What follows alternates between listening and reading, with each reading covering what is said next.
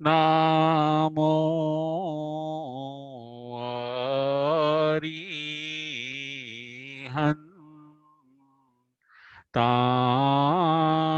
અરિહંતાણં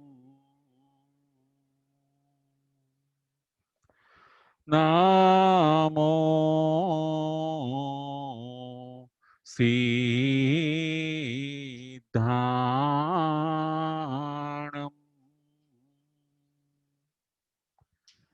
નામો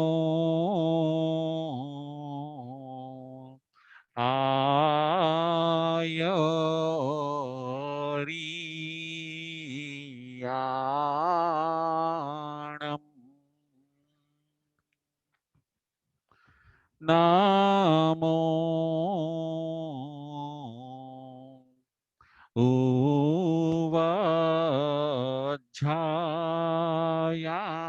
ઉવાજ્જાયાણં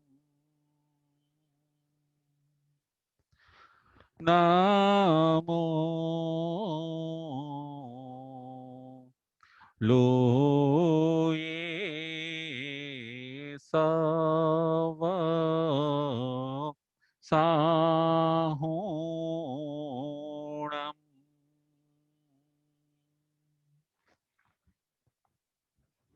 એસો પંચનમોકારો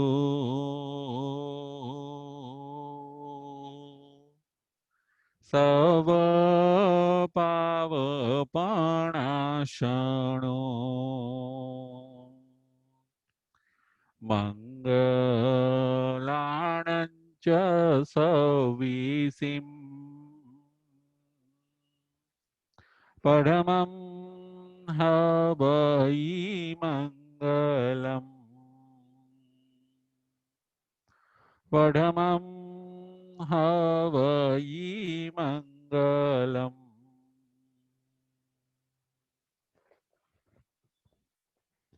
સિદ્ધાણં નમો કિચ્ચા સંજયાણં ચ ભાવો સંતિ સંતિ કરી લુઈ પત્તો ગઈ મણુત્તરમ પત્તો ગઈ મણુત્તરમ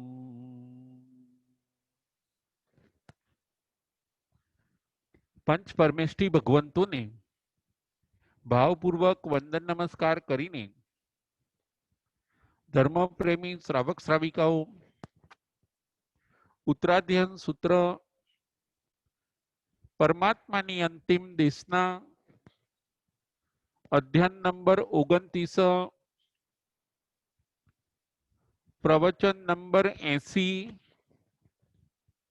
આજના પ્રવચનનો વિષય છે સમ્યક પરાક્રમના 73 બોલ. સમ્યક પરાક્રમના 73 બોલ એ આજના પ્રવચનનો વિષય છે. સમ્યક પરાક્રમ સાચી દિશામાં પુરુષાર્થ કરવો એને કહેવાય છે સમ્યક પરાક્રમ. જે દિશામાં આપણને સુખ અને શાંતિ મળે એવું છે એ દિશામાં પ્રયત્ન કરવો એને કહેવાય છે સમ્યક પુરુષાર્થ. જે દિશામાં જે અનુષ્ઠાનમાં આપણી સલામતી છે આપણી સુરક્ષા છે ત્યાં પ્રયત્ન કરવો એને કહેવાય છે સમ્યક પરાક્રમ. 73 બોલમાં તમે પ્રયત્ન કરો. ભગવાન એમ કહે છે 73 બોલ 73 આ 73 બોલની અંદર તમે મહેનત કરો. આ 73 બોલને તમે પાલન કરો. આ 73 બોલને તમે અંગીકાર કરો. ચોક્કસ તમને તમારો સમ્યક પરાક્રમ તમને ચોક્કસ સુખ અને શાંતિ, શાશ્વત સુખ અને શાંતિ અપાવશે. સમ્યક પરાક્રમના 73 બોલ. આજે આપણે 6 બોલ ઉપર વિચાર કરવાનો છે. 28મા નંબરનો બોલ છે વ્યવદાન. 28મા નંબરનો બોલ છે વ્યવદાન. 29મા નંબરનો બોલ છે સુખ શાતા. 29મા નંબરનો બોલ છે સુખ સાતા. 30મા નંબરનો બોલ છે અપ્રતિબદ્ધતા. 30મા નંબરનો બોલ છે અપ્રતિબદ્ધતા. 31મા નંબરનો બોલ છે વિવિક્ત શય્યાસન. વિવિક્ત શયન અને આસન. એ છે 31મા નંબરનો બોલ. 31મા નંબરનો બોલ છે વિવિક્ત શયન આસન. 32મા નંબરનો બોલ છે વિનિવર્તના. 32મા નંબરનો બોલ છે વિનિવર્તના. 33મા નંબરનો બોલ છે સહાય પ્રત્યાખ્યાન. 33મા નંબરનો બોલ છે સહાય પ્રત્યાખ્યાન. આ 6 બોલ ઉપર આજે આપણે વિચાર કરવાનો છે. 28મા નંબરનો બોલ છે વ્યવદાન. હે ભગવાન, વ્યવદાન એટલે શું અને વ્યવદાન કરવાથી જીવને શું લાભ થાય છે? શિષ્ય ભગવાનને પ્રશ્ન પૂછે છે. ભગવાન કહે છે વ્યવદાન એટલે પૂર્વકૃત કર્મનો ક્ષય. વ્યવદાન એટલે પહેલા કરેલા કર્મનો ક્ષય. પૂર્વકૃત કર્મનો ક્ષય એને કહેવાય છે વ્યવદાન. અને આવું વ્યવદાન કરનાર 2 લાભને મેળવે છે. પ્રથમ નંબરનો લાભ છે જીવ અક્રિય બને છે, એટલે દુઃખનો અંત કરે છે. પ્રથમ નંબરનો લાભ જીવ અક્રિય બને છે, એટલે બધા દુઃખોનો અંત કરે છે. વ્યવદાનનો આ પ્રથમ નંબરનો લાભ છે કે જીવ અક્રિય બને છે અને બધા દુઃખોનો અંત કરે છે. અને બીજા નંબરનો લાભ છે જન્મ મરણની પરંપરા બંધ થાય છે. વ્યવદાનથી જન્મ મરણની પરંપરા બંધ થાય છે વ્યવદાન કરવાથી. વ્યવદાનના આવા ભગવાન 2 લાભ આપણને બતાવે છે. ભગવાન પોતાના શિષ્યોને સમજાવે છે કે પહેલા કરેલા સ્ટોકમાં રહેલા કર્મોની જો તમે ક્ષય કરી કાઢશો તો તમે અક્રિય બનશો.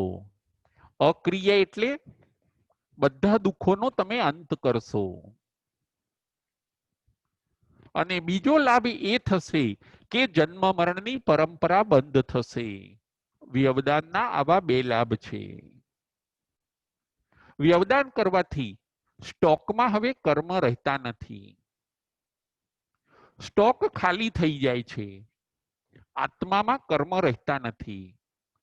આત્મા કર્મ રહિત બને છે. કર્મ પણ નથી એટલે કર્મનો વિપાક, એનું ફળ પણ નથી. અને આવો જીવ અક્રિય બની જાય છે. અક્રિય એટલે સિદ્ધ બની જાય છે. સંસારની ક્રિયાઓથી હવે એ નિવૃત્ત બની જાય છે. કસાયની ક્રિયાઓથી હવે એ નિવૃત્ત બની જાય છે. કસાયની ક્રિયાઓમાં એ હવે નિષ્ક્રિય બને છે, અક્રિય બને છે. અને એવો જીવ જન્મ મરણની પરંપરા પણ બંધ કરે છે. જુઓ, કર્મ નથી રહેતા, પછી કર્મ ભોગવવા પણ પડતા નથી. વ્યવદાનના આવા બે લાભ ભગવાન બતાવે છે. સ્ટોકમાં રહેલું બધા કર્મો જો ખાલી થઈ જાય તો જીવ પોતે અક્રિય બને છે, એટલે કે સિદ્ધ બની જાય છે, બુદ્ધ બની જાય છે, મુક્ત બને છે. હવે બેલેન્સ શીટમાં, સત્તામાં એક પણ કર્મ રહેતા નથી. આ અનુષ્ઠાન પણ ભગવાન કહે છે કરવા જેવું છે. તમે વ્યવદાન કરો, સ્ટોકમાં રહેલા કર્મને તમે ખાલી કરી કાઢો.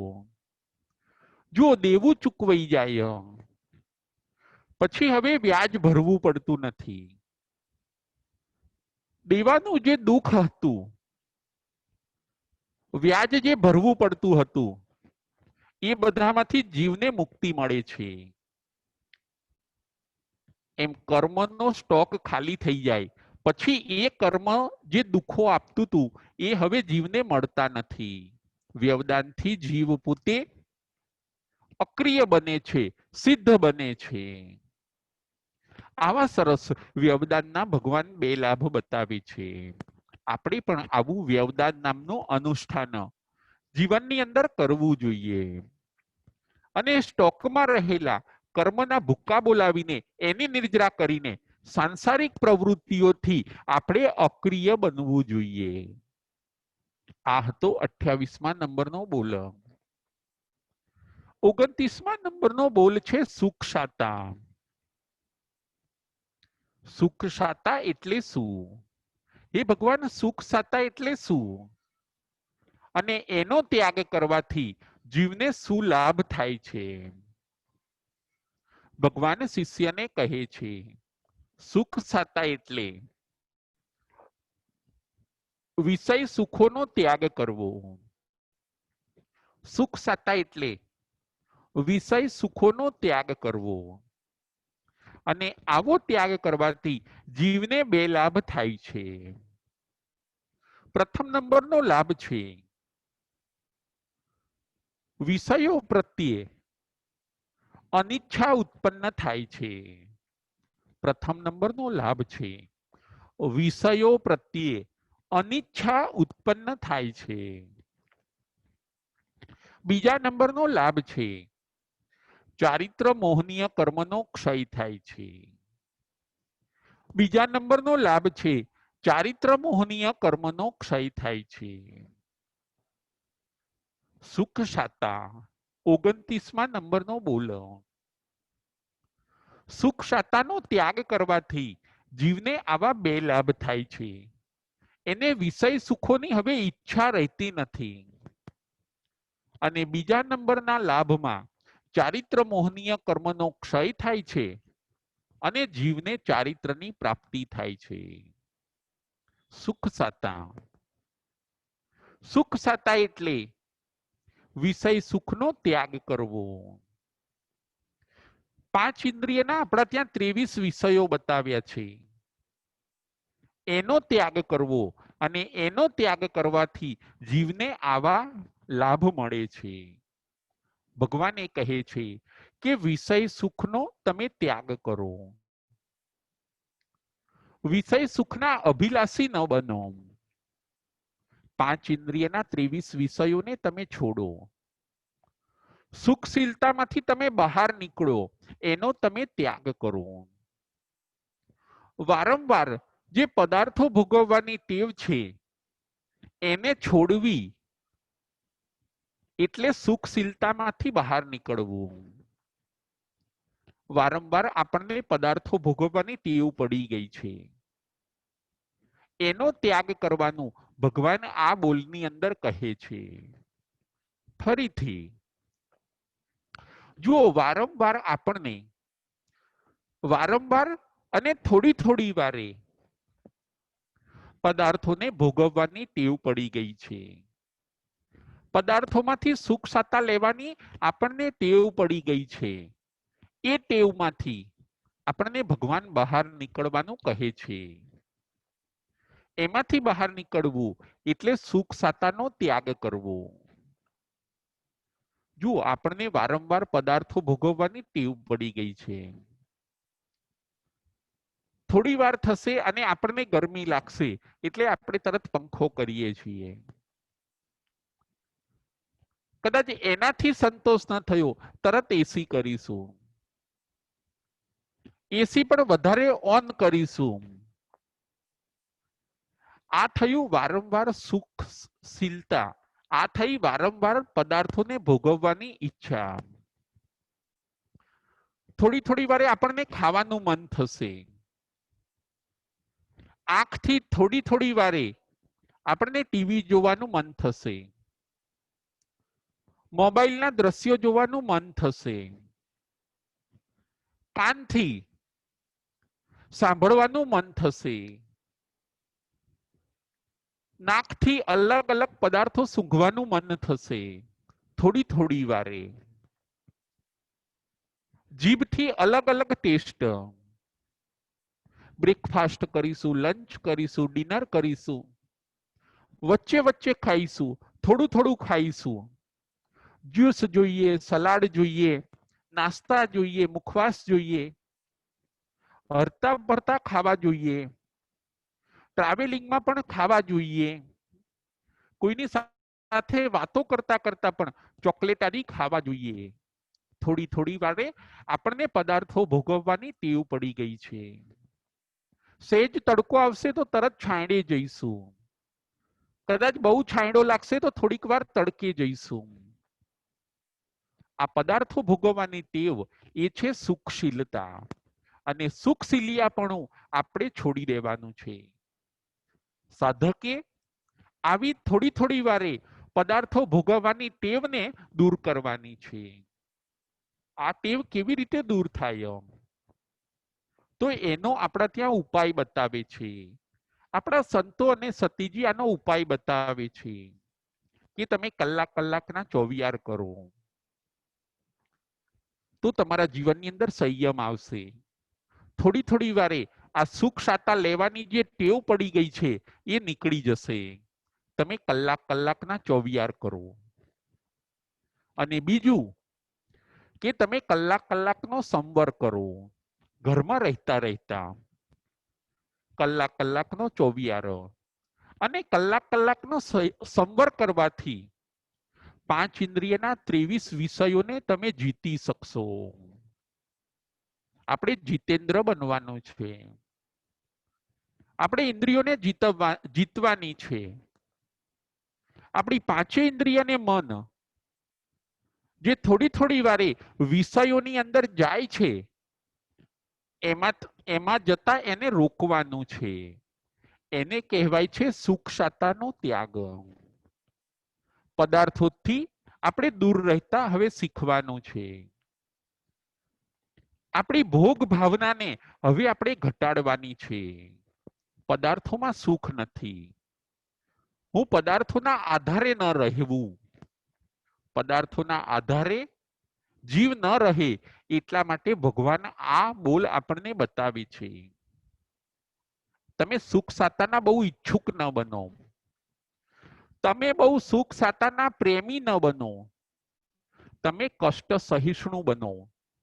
તમે 5 ઇન્દ્રિય અને 6ઠા મન ઉપર વિજય મેળવો. સુખશીલિયાપણું તમે છોડો.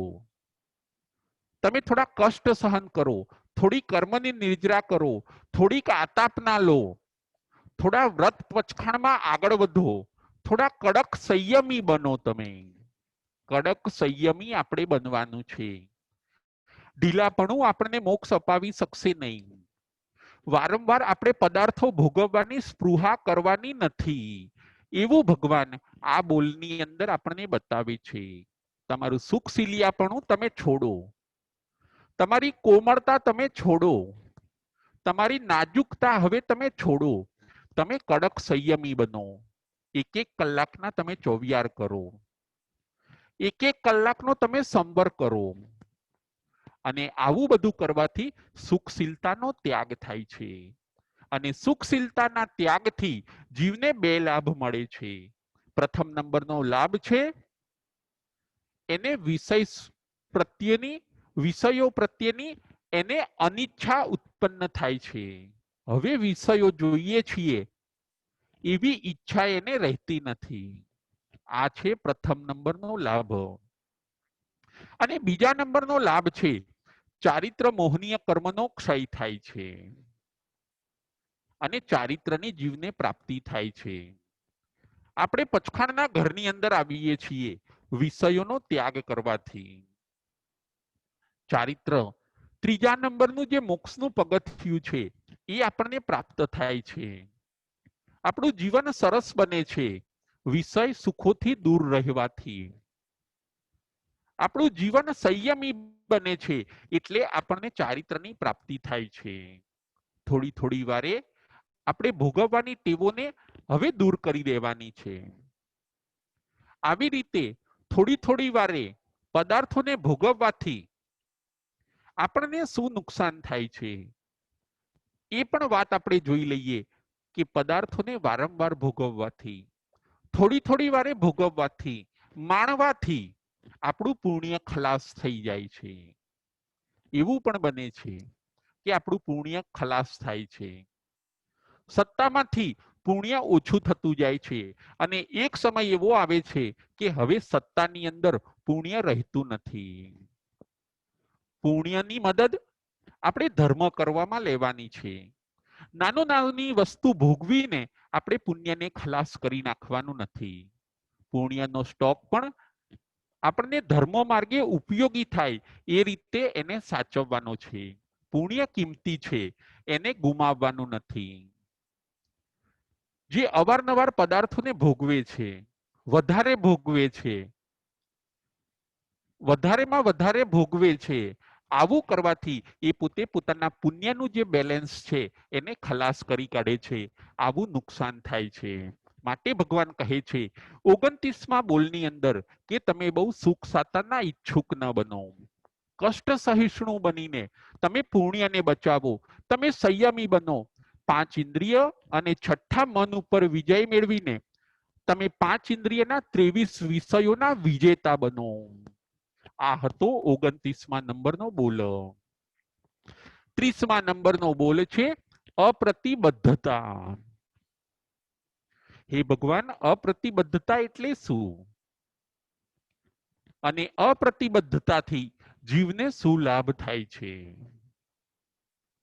શિષ્ય ભગવાનને પ્રશ્ન પૂછે છે અને ભગવાન કહે છે કે અપ્રતિબદ્ધતા એટલે આસક્તિનો ત્યાગ કરવો. અપ્રતિબદ્ધતા એટલે આસક્તિનો ત્યાગ કરવો. અને આવા આસક્તિના ત્યાગ કરવાથી જીવને 2 લાભ થાય છે.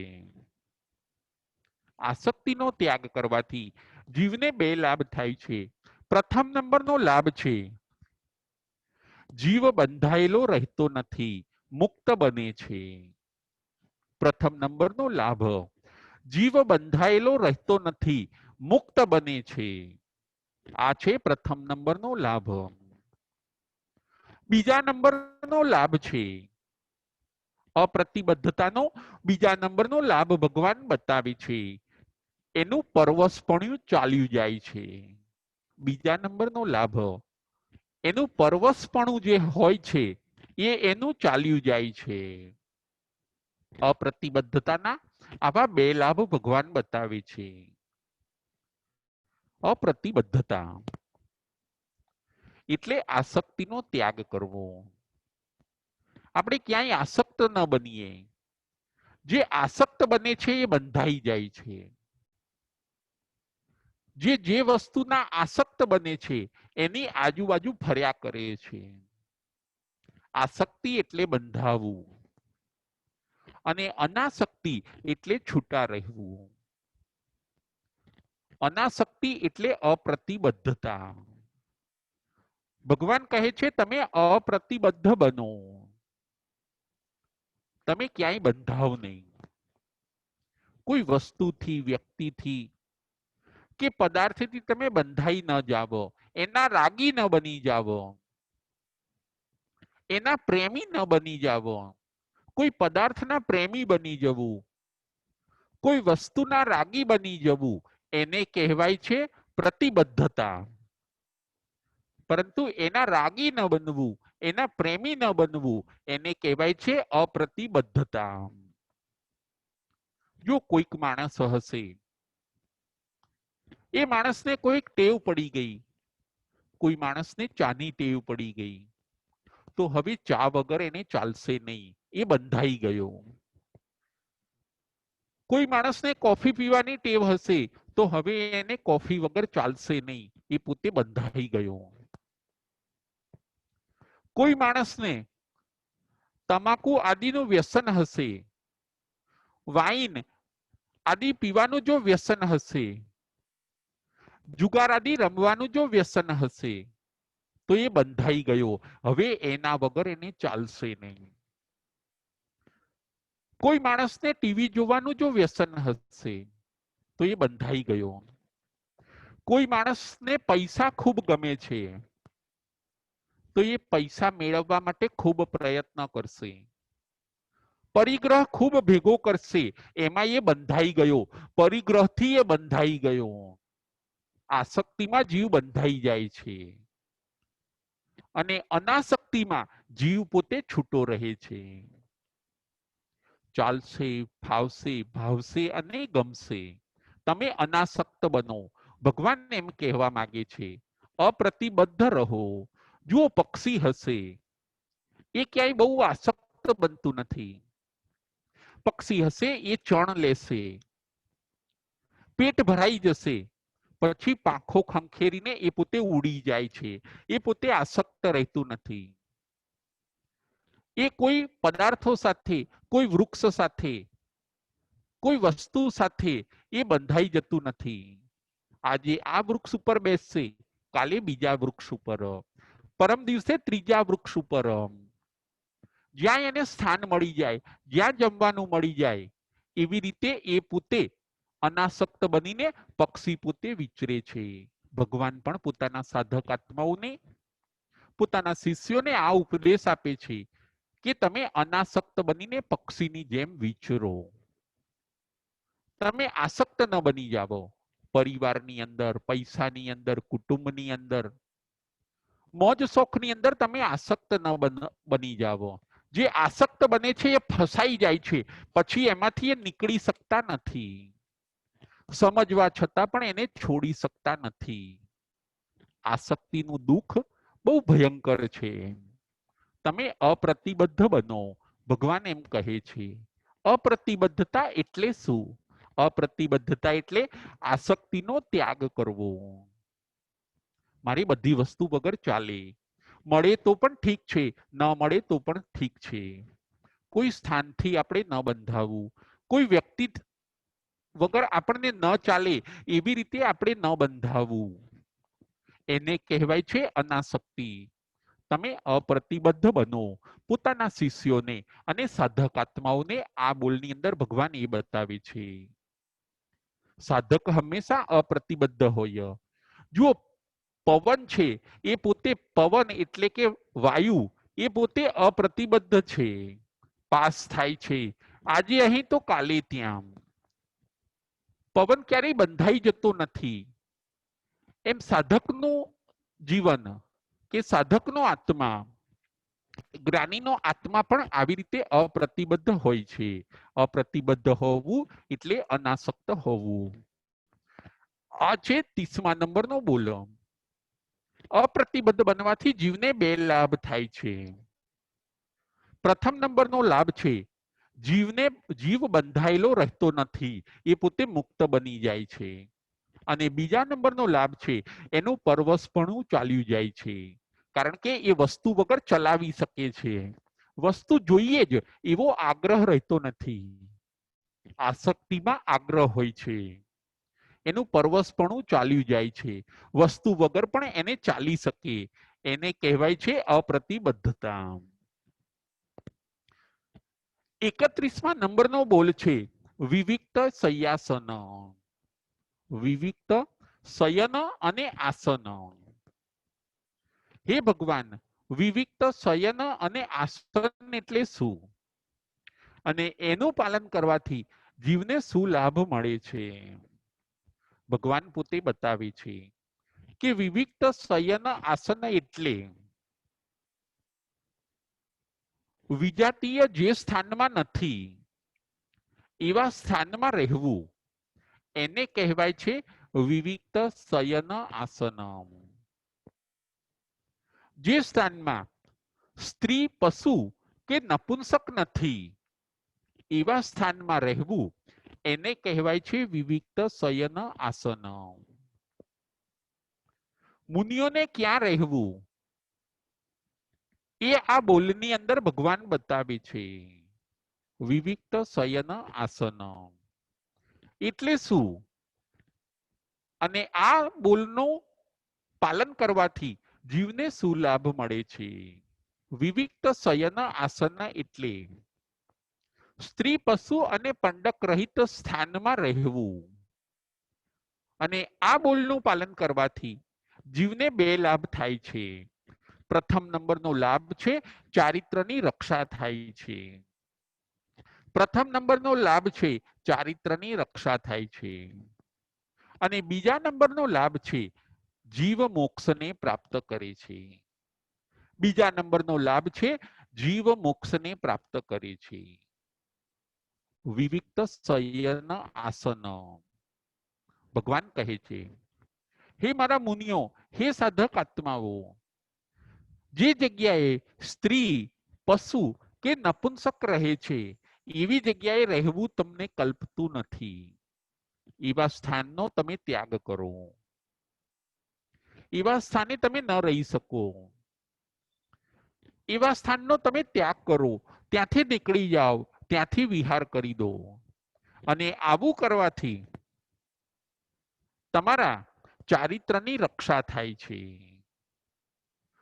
તમારું ચોથું વ્રત સચવાય છે, ચોથું મહાવ્રત સચવાય છે.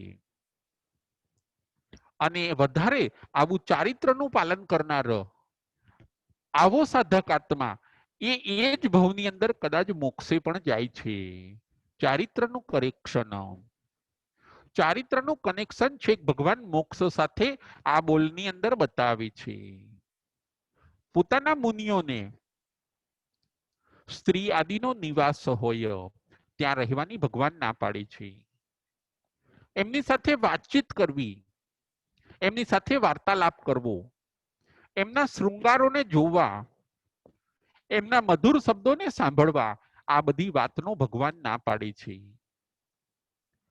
એટલું જ નહીં, પરંતુ પોતાના મુનિઓને ભગવાન ત્યાં સુધી કહે છે કે જે સ્થાનની અંદર સ્ત્રીઓના ફોટા હોય, સ્ત્રીઓના કે પશુઓના પેઇન્ટિંગ્સ હોય, એવા સ્થાનોમાં પણ રહેવાની ભગવાન ના પાડે છે.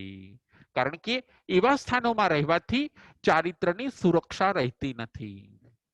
મહાવ્રતો સચવાતા નથી. મહાવ્રતો સચવાવા એ મુનિ માટે બહુ અગત્યની વસ્તુ છે.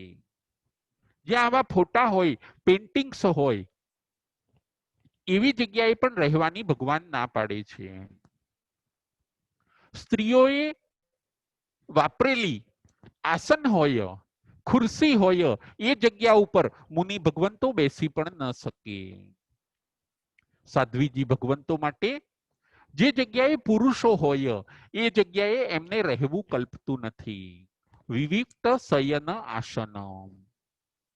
સાધક આત્માઓએ પણ પોતાના ચારિત્રની સુરક્ષા કરવા માટે, પોતાના બ્રહ્મચર્ય વ્રતને સાચવવા માટે વિજાતીયથી હંમેશા દૂર રહેવું જોઈએ.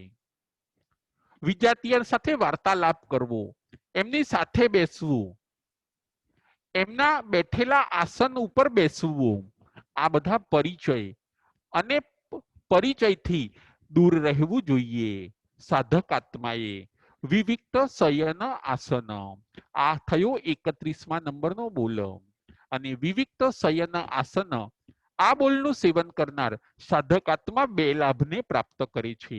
એક એના ચારિત્રની સુરક્ષા થાય છે, અને બીજા નંબરનો લાભ છે એ જ ભવે એ આત્મા મોક્ષે પણ જઈ શકે છે. આ હતો 31મા નંબરનો બોલ. હવે 32મા નંબરનો બોલ છે વિનિવર્તના. 32મા નંબરનો બોલ છે વિનિવર્તના. હે ભગવાન, વિનિવર્તના એટલે શું? અને એનું પાલન કરવાથી જીવને શું લાભ થાય છે? ભગવાન કહે છે વિનિવર્તના એટલે પાપથી પાછા ફરવું.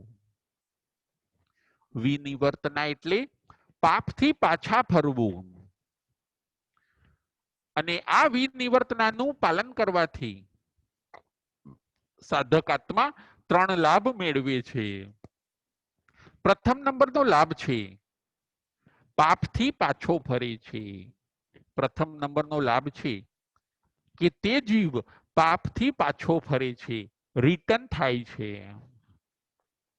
બીજા નંબરનો લાભ છે ધર્મ માટે ઉદ્યત થાય છે. બીજા નંબરનો લાભ છે ધર્મ માટે ઉદ્યત થાય છે.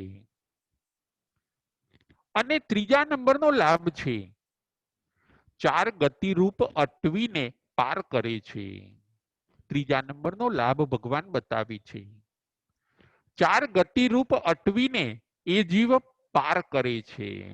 આવા 3 લાભ વિનિવર્તનાના ભગવાન બતાવે છે. વિનિવર્તના.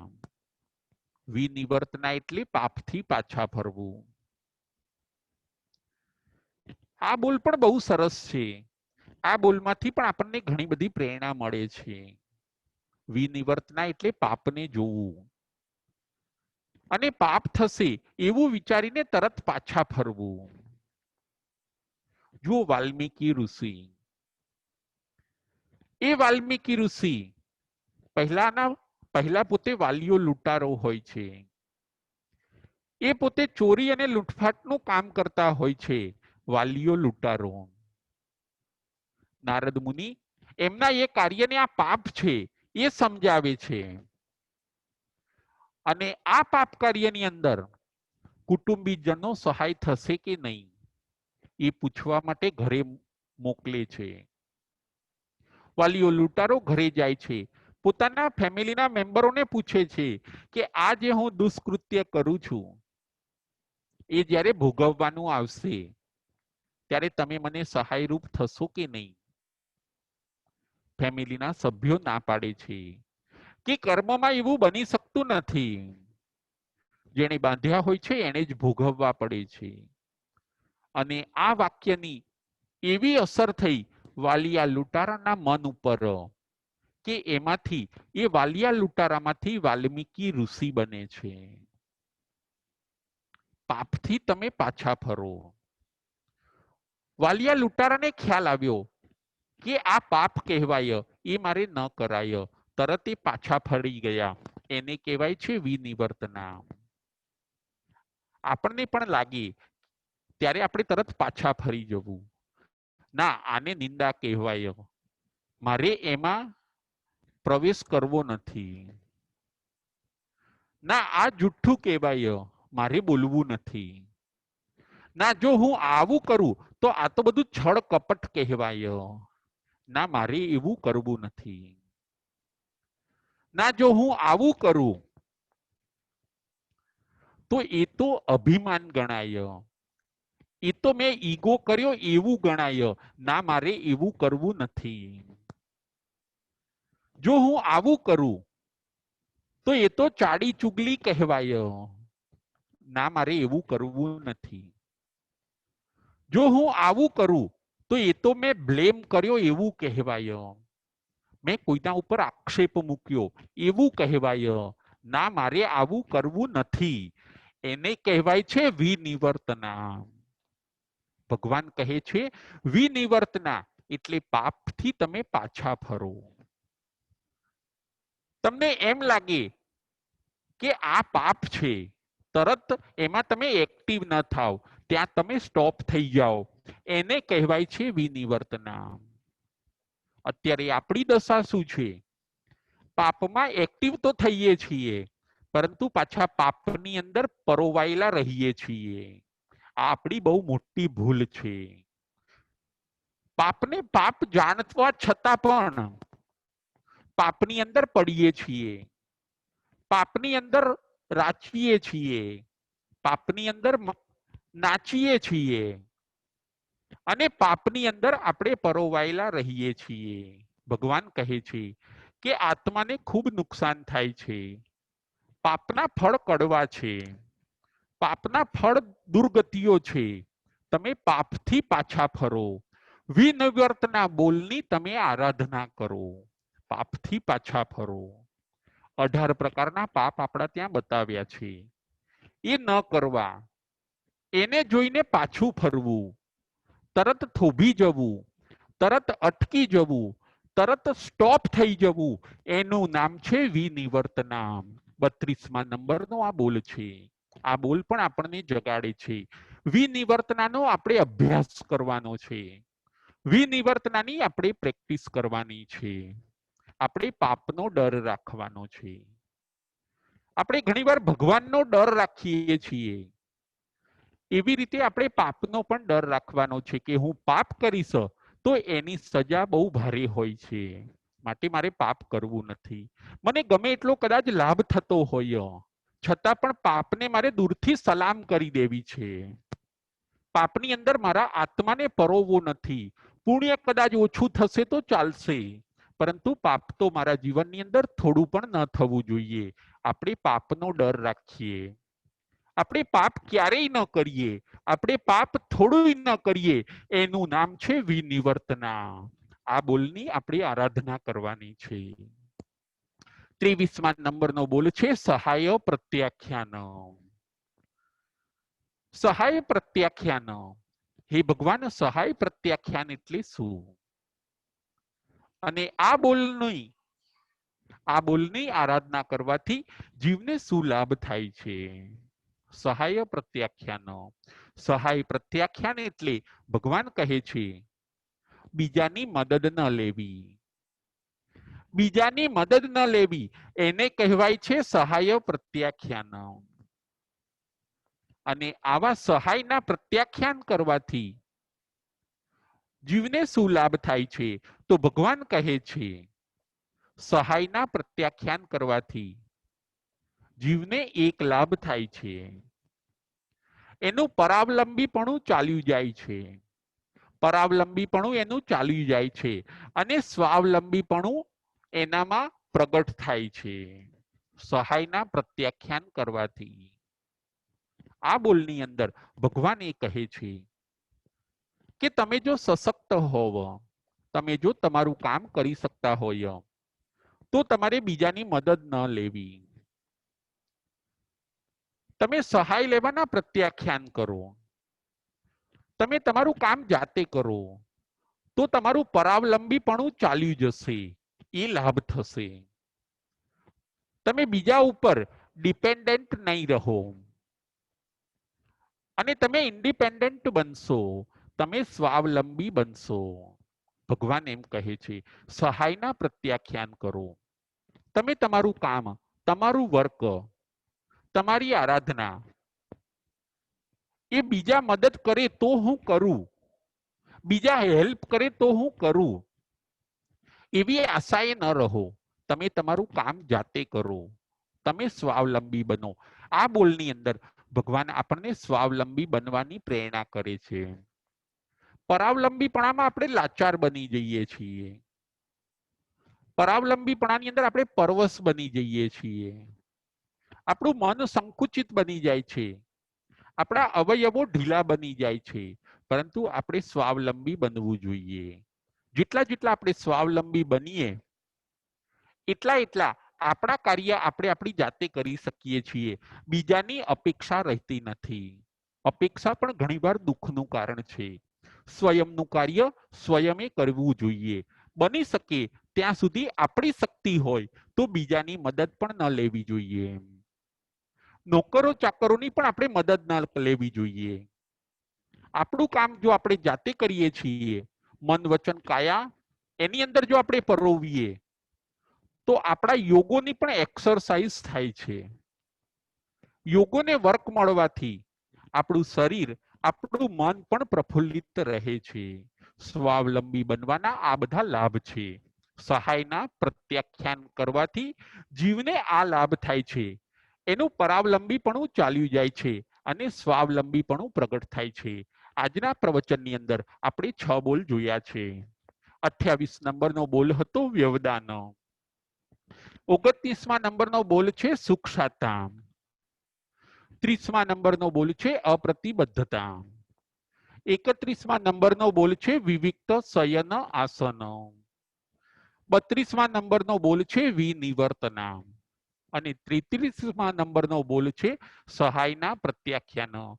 ઉત્તરાધ્યાન સૂત્રની અંદર 29મા અધ્યાયની અંદર ભગવાન આવા સુંદર ભાવોને બતાવે છે.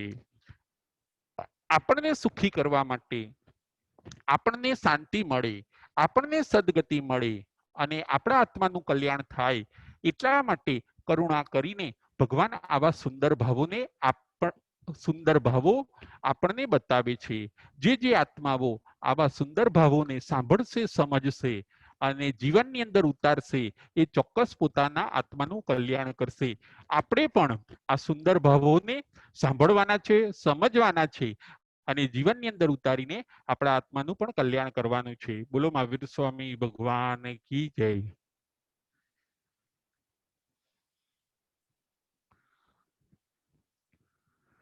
જમવાઈદમ બચ્ચામિલ્યમીન ખરમ ચખરમ પયૈનમ વિનયનમ જોગિનમ ઘોષિનમ સુઠુદિનમ દુઠુ બડીજિયમ કાલે કૌસ જાવ કાલે ન કૌસ જાવ સજય સજયમ સજય ન સજયમ. એમ ભણતા ગણતા ચિંતવતા જ્ઞાનના 14 માઇલો કોઈ પણ અતિચાર મને કે તમને લાગ્યો હોય તો અરિહંતનંદ સિદ્ધ કેવડી ભગવાન આપની સાક્ષી તસમી ઈચ્છામિ દુક્કડમ. પ્રશ્નોત્તરી.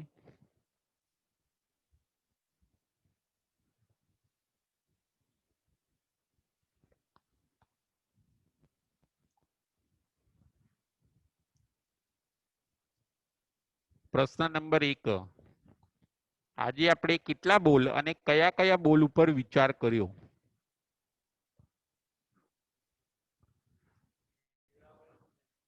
આજે આપણે કેટલા બોલ અને કયા કયા બોલ ઉપર વિચાર કર્યો? મિતુબેન શાહ. જય જિનેન્દ્ર. આજે આપણે 6 બોલ ઉપર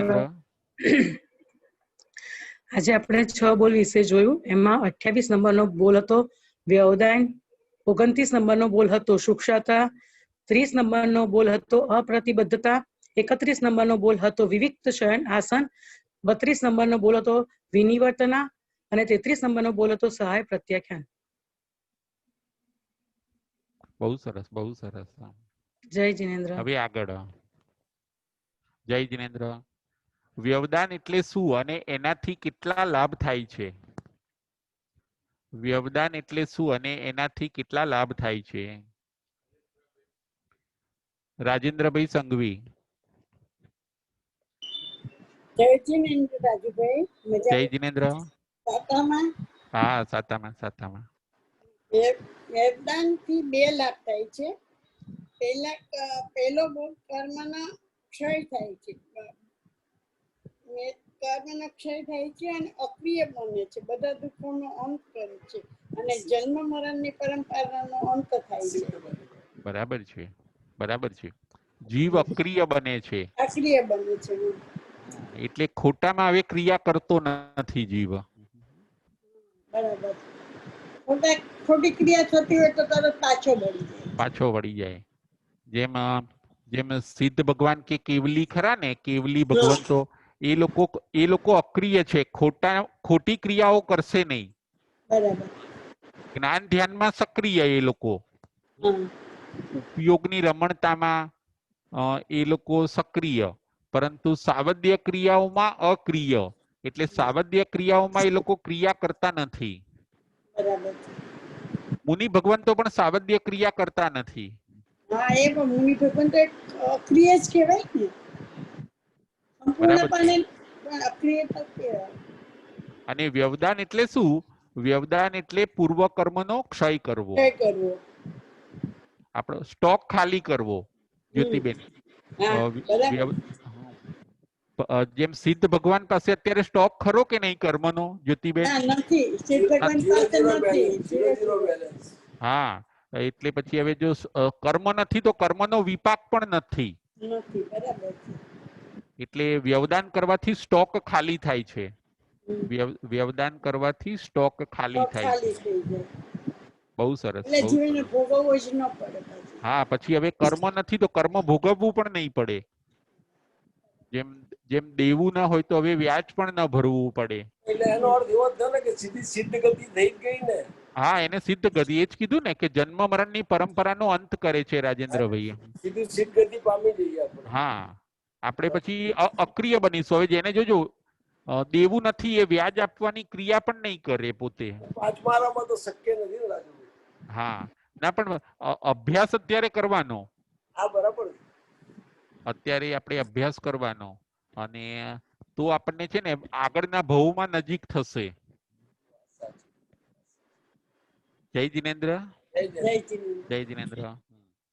હવે બીજું, સુખ શાતા એટલે શું અને એનો ત્યાગ કરવાથી જીવને શું લાભ મળે છે? ગીરાબેન શેઠ. જય જીનેન્દ્ર રાજુભાઈ. જય જિનેન્દ્ર. સુખ સાતા એટલે વિષય સુખોનો ત્યાગ કરવો. હમ. તેનાથી જીવને બે લાભ થાય છે. વિષયો પ્રત્યે અનિચ્છા ઉત્પન્ન થાય છે અને ચારિત્ર મોહનીય કર્મનો ક્ષય થઈ જાય છે. બહુ સરસ, બહુ સરસ. આપણને થોડી થોડી વારે જીવને વિષય સુખોની ટેવ પડી ગઈ છે ગીરાબેને. હા, એટલે એનો એ વિષય સુખોને ભોગવતા પુણ્ય એનું ખલાસ થઈ જાય નહીં એનું ધ્યાન રાખવું જોઈએ. બરાબર છે. પુણ્ય વારંવાર ભોગવે તો એનું પુણ્ય ખલાસ થઈ જાય છે. અને આ ટેવોને દૂર કરવા માટે મેં બે ઉપાય બતાવ્યા હતા. આ ટેવ સુખ શાતાની જે ટેવ પડી ગઈ છે એને દૂર કરવા માટે મેં બે ઉપાય બતાવ્યા હતા. એક ઉપાય કલાકના ચોવિયાર કરવાનો. કલાકના ચોવિયાર અને સંવર પણ કરવો જોઈએ ઘરમાં. હા, હા, કલાકનો જો સંવર કરે તો સુખ શાતાની ટેવ છૂટી જાય. એ સંવર ઘરના બેઠા કેવી રીતે થાય રાજુભાઈ? બરાબર છે. તમે માનો કે તમે માનો કે અડધો કલાક કે 1 કલાક કંઈ કરવાના નથી, ભલે પલંગમાં બેઠા છો કે સોફા ઉપર બેઠા છો તમે, તો તમે છે ને ત્યાંના સિવાય બહારના 5 આશ્રવ સેવાના પચખાણ એવો તમે સંવર કરી શકો પોતે. અચ્છા. કે ભાઈ મારે કલાક હવે ટીવી નહીં જોવું, અથવા તો આજ મારે ટીવી નહીં જોવાનું માનો કે આખા દિવસમાં, તો આ તમે સંવર કર્યો. આ ચોવિયાર ન થયો માનો કે. જાતે ટીવી ની સ્વિચ ચાલુ ના કરવી, એસી ના કરવી, એ બધું આવી જાય. હા, એ બધું સંવરમાં આવશે કે આજ ચલો મારે ગમે એટલો મને તાપ લાગે છતાં મારે એસી નહીં કરવાનું આજે, તો એ થયો સંવર ગીરાબેન. બરાબર. વસ્તુનો તમે સંવર કર્યો. અથવા તો કે આજ છે ને મારે શોપિંગ કરવા નહીં જવાનું, આજ મારે ઘરમાં જ રહેવાનું, આજ મારે શોપિંગ કરવા નહીં જવાનું. અથવા તો આ તમે હા, એ બધું આ 14 નિયમ ને બધા લઈએ ને એ બધું સંવર છે. અને એ સંવર 14 નિયમ એ સંવર, અને તમે પેલા કલાકના ચોવિયાર કરો ને એ તપમાં આવશે ગીરાબેન, એ તપ આવશે. અને આમ કરવાથી સુખ સિલિયાપણું છૂટી જાય છે આપણું. અને ચોવિયાર ના કરીએ તિવિયાર કરીએ તો એ ગણાય સંવર કર્યો કહેવાય? હા, કહેવાય. પણ જો કલાકનો કરવો હોય તો કલાકનો કરો તો ચોવિયાર કરો તો સારું, 1 કલાકનો કરો તો. અને તિવિયાર કરો તો પણ તપ ગણાશે, કારણ કે 3 આહાર તો તમે છોડ્યા. ખ્યાલ આવ્યો? એટલે આવી રીતે 24 ની સંવરની પ્રેક્ટિસ કરવાથી જે વારંવાર ભોગવવાની ઈચ્છા છે એ છૂટી જાય છે. બરાબર. ખ્યાલ આવ્યો? હા, જય જિનેન્દ્ર. જય જિનેન્દ્ર. હવે આગળ, અપ્રતિબદ્ધતા એટલે શું? અપ્રતિબદ્ધતા એટલે શું અને એનાથી જીવને શું લાભ થાય છે? બકુલાબેન શાહ. હેલો. હા, જય જિનેન્દ્ર. સાતામાં ગુરુજી. હા, સાતામાં. અપ્રતિબદ્ધતા એટલે આસક્તિનો ત્યાગ કરવો. એનાથી જીવને 2 લાભ થાય છે. એક, જીવ બંધાયેલો રહેતો નથી, મુક્ત બને છે. અને બીજો, એનું પરવશપણું ચાલ્યું જ જાય છે. બરાબર છે. એટલે અપ્રતિબદ્ધતા એટલે આસક્તિનો ત્યાગ કરો. અને આસક્ત એટલે બંધાવવું અને અનાસક્ત એટલે પ્રતિબદ્ધતા. હા, એટલે આસક્તિ એટલે બંધાવવું અને અનાસક્તિ એટલે છૂટા રહેવું, છૂટા રહેવું, ફ્રી રહેવું. રહેવું, હા. મેં પક્ષીનું દ્રષ્ટાંત આપ્યું હોય છે હા. બકુલાબેન. પક્ષી ને પોતાનું પેટ ભરાઈ જાય એટલે ઉડી જાય છે. હા. ઈ એક ઝાડ ઉપર નથી બેસી રહેતું, એને જ્યાં ખોરાક મળે ત્યાં ઉડીને જતો રહે છે. એને સંતોષ છે, કોઈ પણ વસ્તુનો સંતોષ છે એને. બરાબર એવી છે. રીતે વ્યક્તિએ પૈસામાં કે પરિવારમાં આસક્ત ન રહેવું જોઈએ. આસક્ત નું દુઃખ ઘણું જ છે, એટલે એના છોડવાનો પ્રયત્ન કરવો જોઈએ. બરાબર છે, બરાબર છે. પક્ષી બંધાયેલું રહેતું નથી. નથી, વાયુ બંધાયેલો નથી, કેમ કે હા. વાયુ અપ્રતિબદ્ધ છે. આજે અહીંયા તો કાલે ક્યાંય. એવી રીતે જ્ઞાની સાધક નો પણ આત્મા અપ્રતિબદ્ધ છે. અને નદી પણ જોજો બકુલાબેન, નદી પણ બંધાયેલી નહીં રે. નદી બંધાયેલી નહીં રહે. હા, તળાવ હશે ને એ બંધાયેલું રહે છે, તળાવ બંધાયેલું રહેશે, પરંતુ ફરતી નદી, પા છે ને, હા, નદી બંધાયેલી રહેતી નથી. એ પણ અપ્રતિબદ્ધ બનીને વિચરે છે પોતે. સ્થાનનો મોહ નહીં રાખે નદી. સ્થાનનો મોહ નહીં રાખવાનો. હા, એટલે કે ભગવાન કે જો તમે આસક્તિ રાખશો ને તો તમે બંધાઈ જશો, કે તમે ફ્રી નહીં રહો. માટે અને પછી શું થાય છે કે આસક્તિ વાળી વસ્તુ વગર ચાલતું નથી બકુલાબેન. જેમ જેમ કોઈકને ચાની ટેવ પડી ગઈ, કોઈને કોફીની ટેવ પડી, તો જીવ આસક્ત બને પછી એ વસ્તુ એને જોઈએ છીએ. જો ન મળે તો એને ગુસ્સો આવશે.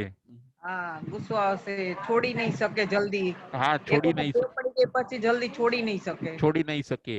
અને પછી એને ગુસ્સો આવશે, એ વસ્તુ જ જોઈએ, એનો એ પરિગ્રહ કરશે.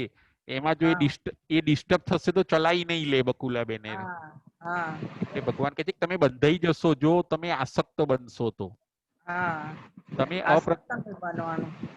તમે અપ્રતિબદ્ધ બનો, કે તમે અપ્રતિબદ્ધ બનો. ખ્યાલ આવ્યો? હા, બરોબર. જય જિનેન્દ્ર. જિનેન્દ્ર. હવે વિવિક્ત શયન આસન એટલે શું અને એનાથી જીવને શું લાભ થાય છે? રાજેન્દ્રભાઈ શેઠ.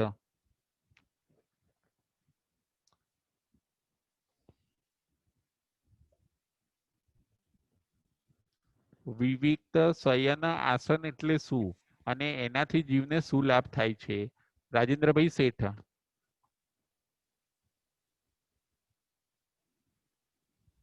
હેલો, જય જિનેન્દ્ર. એટલે રાજેન્દ્રભાઈ, એટલે બીજા જે સ્થાનમાં રહેતા હોય સ્ત્રી પુરુષ ને પછી ત્યાં રહેવાનું નહીં એમ. મુનિ ભગવંતો બરાબર છે, બરાબર છે. અને એનાથી આપણને ચારિત્ર્યની રક્ષા થાય અને છેલ્લે જીવ મોક્ષને પ્રાપ્ત કરે છે. બરાબર છે, બરાબર છે.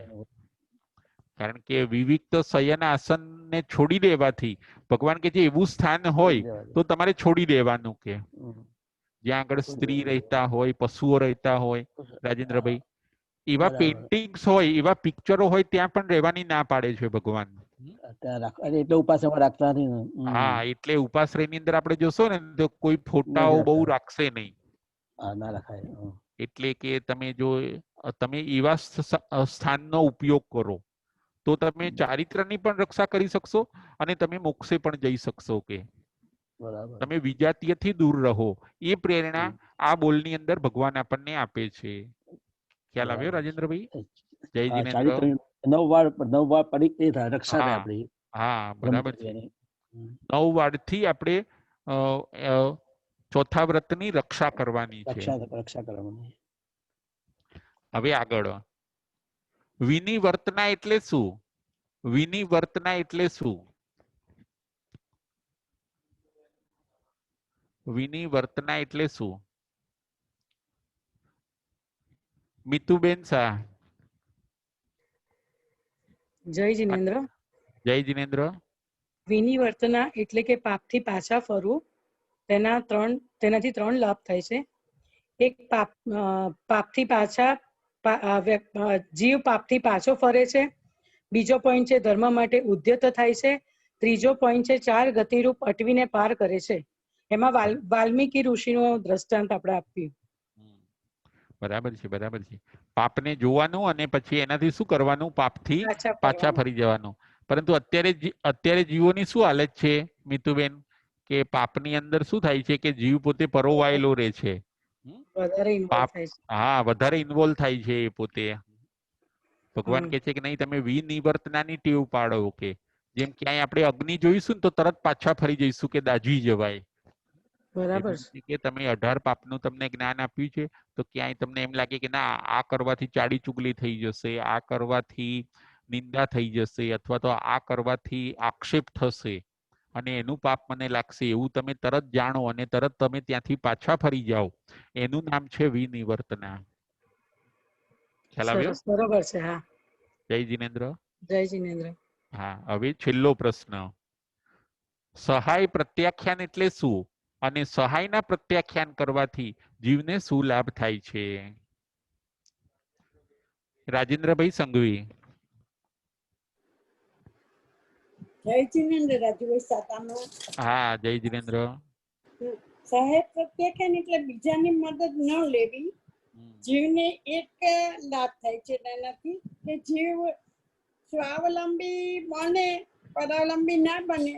પરાવલંબી પણ ચાલ્યું જાય છે અને સ્વાવલંબી બને છે. સ્વાવલંબી બને એટલે પોતાના કામ પોતે જ કરે, કોઈ નોકર ઉપર કે એવી રીતે સંસારમાં હોય તો નો આધાર રાખવો જોઈએ. અને સંયમી તો કશું કોઈ ઉપર આધાર રાખતા જ નથી, પોતાની જાતે જ કામ કરી લે છે. બરાબર છે, એ બરાબર છે.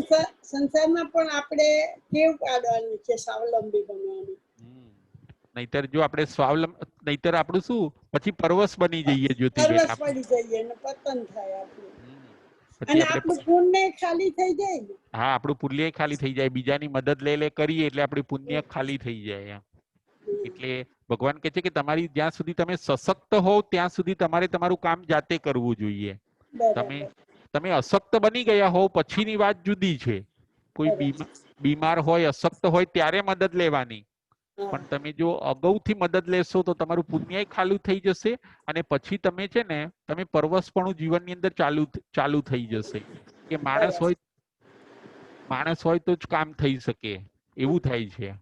બરાબર છે. એટલે સહાયના પ્રત્યાખ્યાન કરવાથી જીવ સ્વાવલંબી બને છે. સમજાયું? હા, હા, સમજાઈ ગયું, સમજાઈ ગયું. જય જીનેન્દ્ર, જય મહાવીર. જય જીનેન્દ્ર.